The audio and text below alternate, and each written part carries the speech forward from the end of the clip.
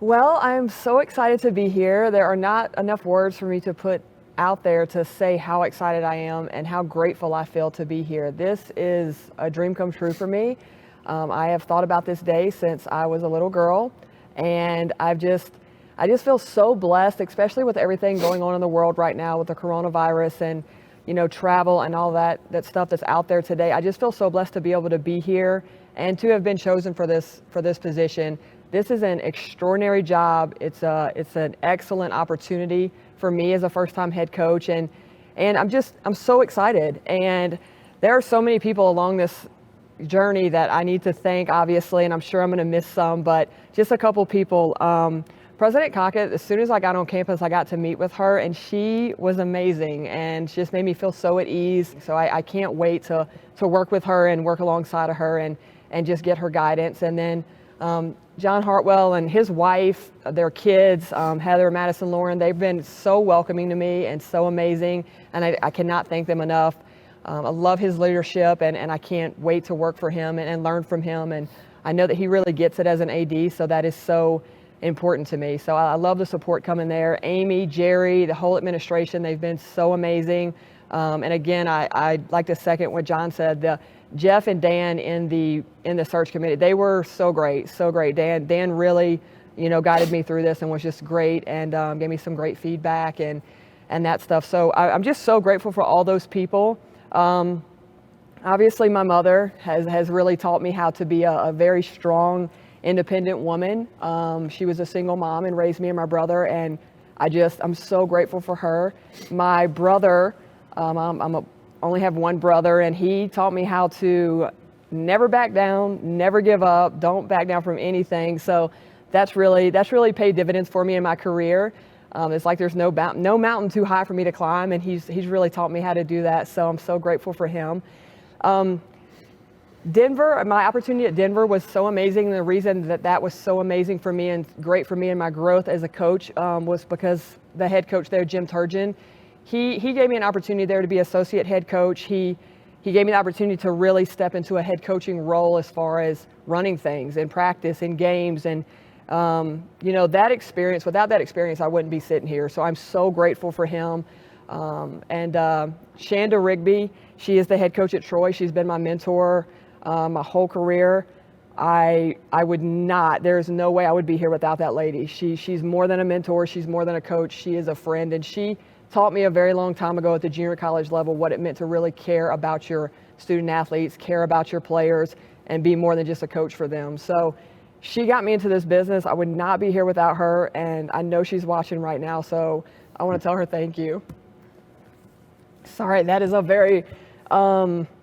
she's a very important person to me in my life. So, and this is what this job means to me. It's truly a dream come true. So it is an emotional time for me. I'm not sure that it's really sank in yet, but when I sit here and talk about it, it's really happening. So I'm just so grateful. My family back home, thank you so much. My aunts, uncles who have taught me. I have uncles that have coached me in basketball. I have another that's the head coach in track. So to have another person in my family to bounce sports ideas off, even though it is a different sport, it's really fun and cool. And just my aunts, my cousins, we're so close, and I love them so much. And they're more like sisters to me than aunts and cousins. So all those people are just so important to me.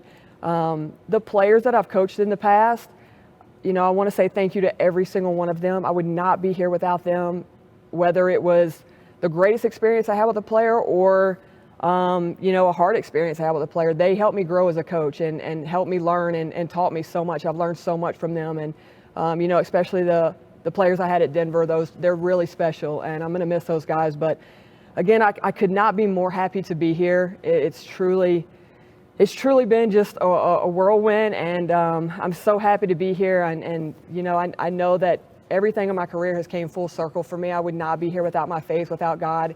He has really guided me to get to this point, and it's amazing to watch it all come full circle. And I started this journey 10 years ago, and now here I am as a head coach. So I'm so ready. I hope the fans here are ready. I felt so much support already from them, from other coaches in this business, just reaching out. the support already in the past 24 hours has been unbelievable. And it means so much to me. And, you know, I have fans reaching out to me on Twitter and social media and stuff already. And I think that's so amazing. I know this is a great place. I know there's people here that want to support basketball. I see it at the men's game. And, you know, I'm here to give you guys something to cheer for. So I can't wait to get started. And it's so exciting. And thank you. Thank you for everyone. Thank you for John and his administration for trusting me and putting this program in my hands. And I'm going to do everything I can do to give you guys something to cheer for. Okay, well, let's get into some questions. All right. Tom wants to know, what are your goals over the next year or two with Utah State women's basketball? Yeah, that's a great question. I've actually been talking to the players yesterday, and I got to talk to more of them today, but they've asked me that a few times, and we're talking about that. And so I'm realistic, but at the same token, I want to set high goals. I want to set high goals that we can reach and manage. And, you know, my goal in our first year is to finish in the top half of the conference. I want to make a big jump and finish in the top half of the Mountain West Conference. And I think that can be done here. You know, the resources here are so beautiful. The facilities, the support, the town itself, the community of Logan, it's here. And these players that I've talked to so far, they're excited. They're excited and they're passionate and they want to be here. So that's my goal, to get in the top half of the conference. And, you know, I would love to double the wins that they had last year. So that would get us up to 16 wins in my first season. So those are my goals for the first season. Anything past that would be icing on the cake. But ultimately, my goals here are to win championships. You know, I want to cut down the nets. I want to do that. And it can be done here. Craig Smith has done it with his staff. You know, I got to sit down and talk with him, and I've met that whole staff. Those guys are unbelievable. I can't wait to learn from them and just work alongside of them, being in the same office with them. They've been incredible already, and I've only been here for about 24 hours. So, you know, it can be done here. They've done it. They've led the way. They've paved the road, and now it's women's basketball time to jump on board and do the same thing. So ultimately here, we want to cut those nets down. Speaking of Coach Smith, those that have had a chance to interact with you here at Utah State and others, you're a very high energetic person. Would that be safe to say? Hear. Yeah, that's what I hear. As is Coach Smith. Where does that energy level come from, and how does that translate to the floor for you as a coach? Yeah, you know, someone told me that I'm like the female version of Craig Smith, and so this guy. And so, you know, for me, that's a huge compliment. You know, I come in and I'm like, wow, that's a compliment. And he seems great, and I could see his energy level as soon as I met him. So I get that. I hear that a lot. I do have a high energy level, but I think that comes from sheer passion. I'm so passionate about the game. I'm so thankful to the game. This game changed my life. You know, basketball changed my life. You know, where I'm from, you don't. A lot of people stay there. A lot of people don't get out.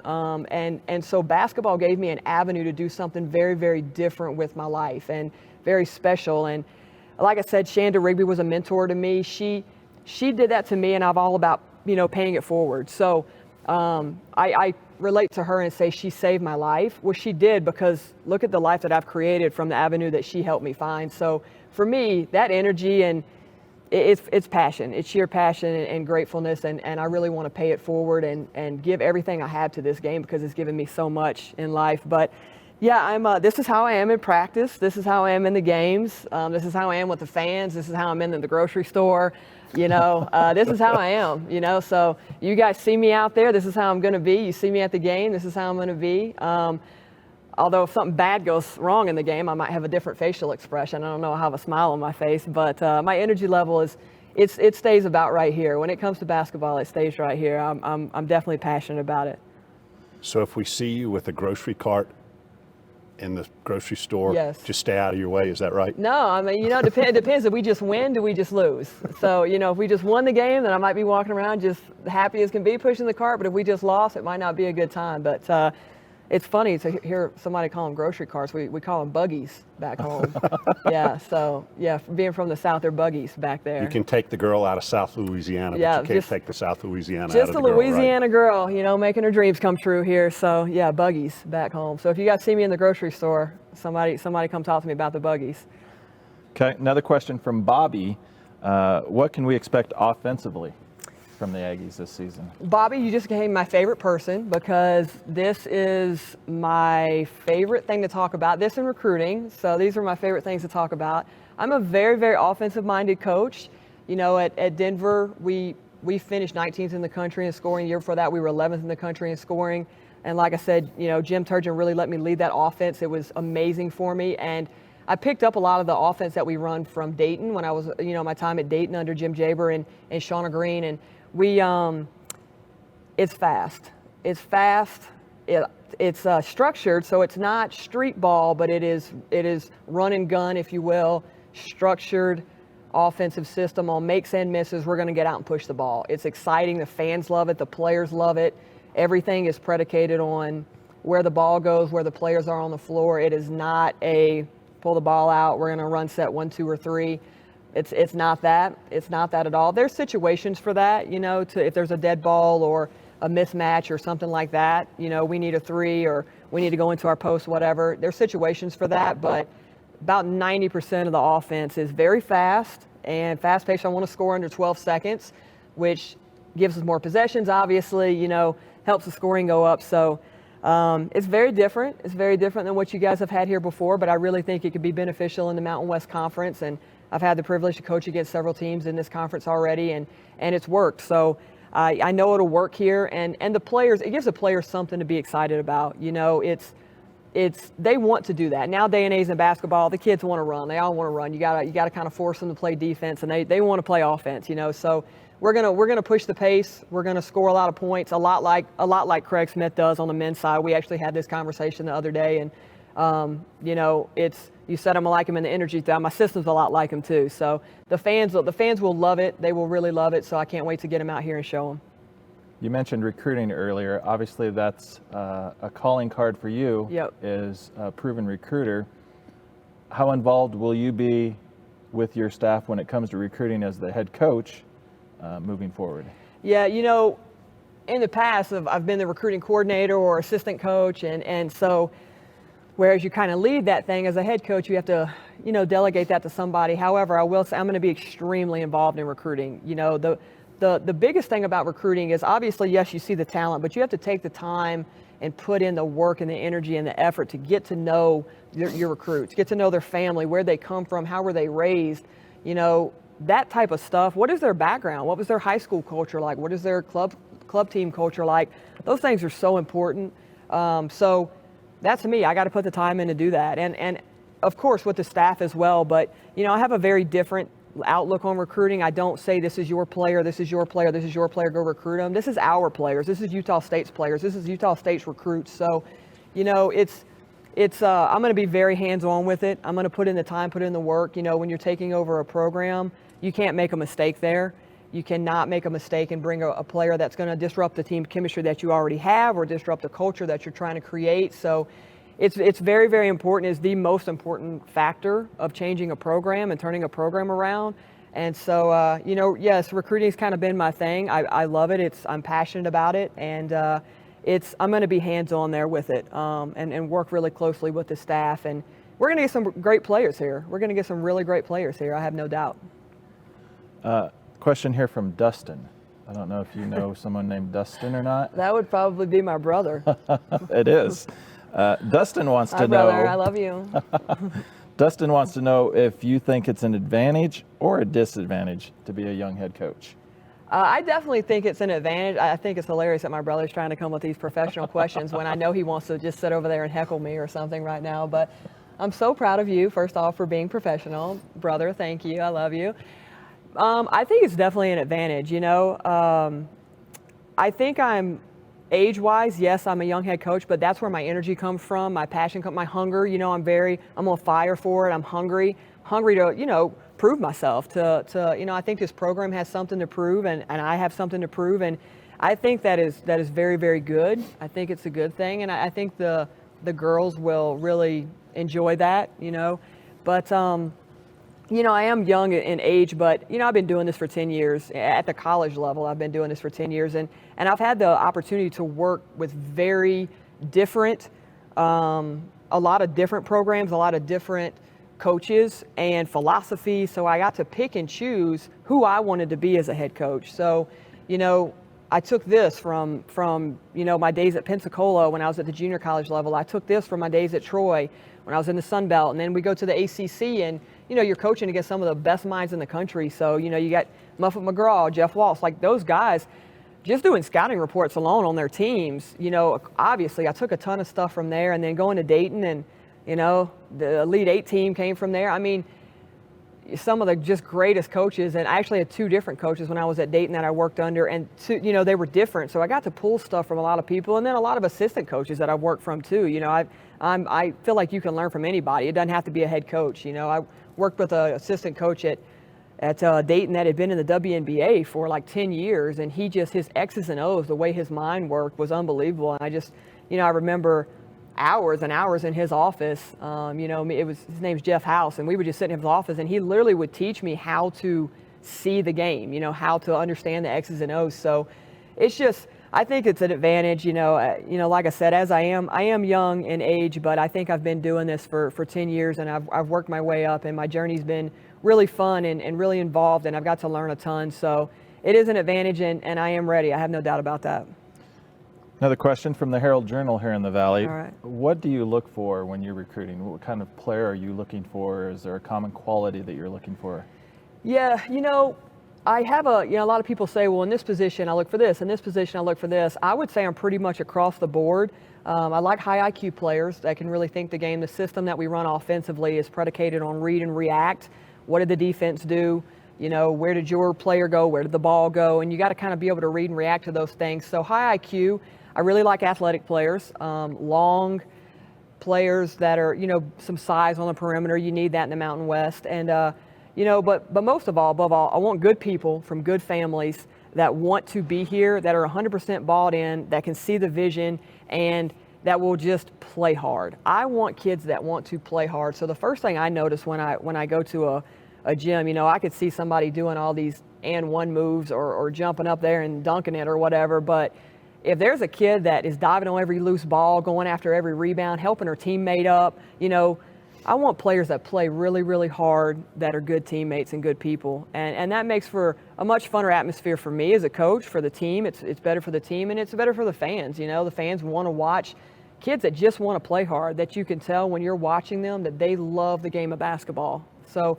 So that would be the characteristics I look for, and there's a lot of that here already. There's some players that are here already like that, and I haven't gotten the opportunity to get to know all of them on the level that I want to yet. But the ones I have talked to, they're excited, and they seem to fit that. So yeah, just some of that's already here, and some of it we'll have to recruit to. But I would say that would kind of be the mold for what I look for.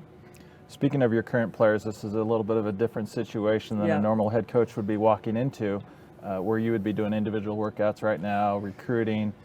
Talk about how you're handling the situation with everything that's going on in the world right now. Yeah, it's very unorthodox. It's very different, and honestly, I'm just grateful to be here right now, to be sitting here, to be able to do this with you guys, because things are really tough out there right now, and with so much going on in the world, so many people, with the virus, and it's just so much right now. So, it's kind of hard to really focus in on what you need to be focused in on right now, stepping into this role, because there's so many people out there that are concerned about the world and what's going on. But right now it's been phone calls, but I think you got to think outside the box, or think as if there is no box, and I tend to do that when it comes to a lot of things, recruiting, stuff I do in practice, style of play, that type of stuff. So right now it's phone calls, but there's so much stuff you can get on the FaceTime. There's a video conference like Zoom thing that you can do, where you literally have everyone's face on your screen at one time. So that would kind of be our first team meeting, so there's stuff out there like that. There's some kids that are local. I'm trying to talk with them right now to maybe see if we could meet. But at the same token, I don't want too many people in a room at one time. So there's ways to do it. You just got to be creative. You got to think outside the box. I'm gonna email the players some video from the system. That way they can kind of get excited about that, even though it's not their team, but they can see the way we play, or we're going to play, and then you can send them playbook, you can give them stuff like that to look at, so there's ways to do it, but you have to be creative. You have to be patient too, and understand that everybody's doing everything they can do. I know the athletic department's excited to get back to work, and everyone's just waiting for this to go away, to die down, to get better so that everybody can get back to work. But you have to be patient and let it work itself out, because the main safety, the main thing right now is safety. You got to keep everybody safe, and that's what's most important. So, we can do it. We can get through it, and if anything, it'll kind of serve more as a way for me to almost recruit the players that are here. This is how I would start recruiting players, is on the phone and talking to them. So the players that are here right now, it's almost like I'm going through the recruiting process with them, and I'm getting to know them from the beginning. So it's cup half full or cup half empty. I'm choosing to look at it cup half full, and I'm going to use it as a time to really get to know them and develop my relationships with the current players here. And same thing with incoming recruits. Use it as a time to get to know your players. Get to know them. When we had the question earlier about Bobby wanting to know what you were going to do offensively, we've got another question from Follow-up. Tyler. We got a follow-up question. Do you want to guess what this one offense. is how the heck are you going to stop people?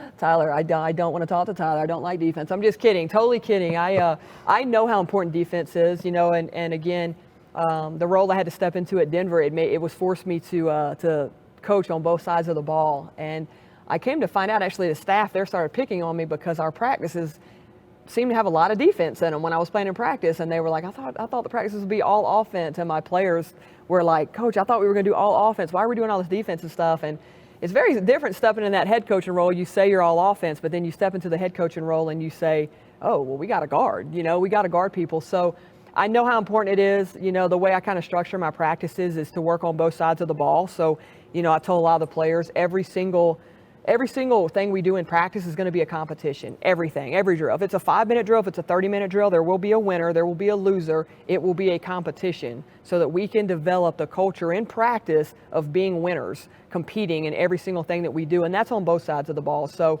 I have to get them out here and really look at them. I've watched a ton of film, but I can't say in this first year, we're going to be pressing, but to really get more in the X's and O's thing for Tyler here, half court man-to-man, we're gonna ball pressure on the ball.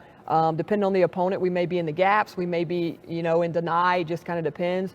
We may have a little issue with size down in the post, so, there's ways to get around that. We can front the post, we can make sure we're in help side, really work on those things. So there's ways to get around it, but you got to be creative, and it'll kind of depend on who we're playing and the scout for that particular game. But we're going to do different things on ball screens, whether it's a hedge or a show low or a trap, or, maybe we ice the ball screen so they can't come off it. But, there's different things that we're going to do. But I am, just to put your mind at ease, Tyler, I am very well aware how important defense is, and we're definitely going to be coaching that here. But it'll mostly be man-to-man. We'll throw in a zone here and there just to, keep opponents on their toes. But we're going to coach that side of the ball, I promise you.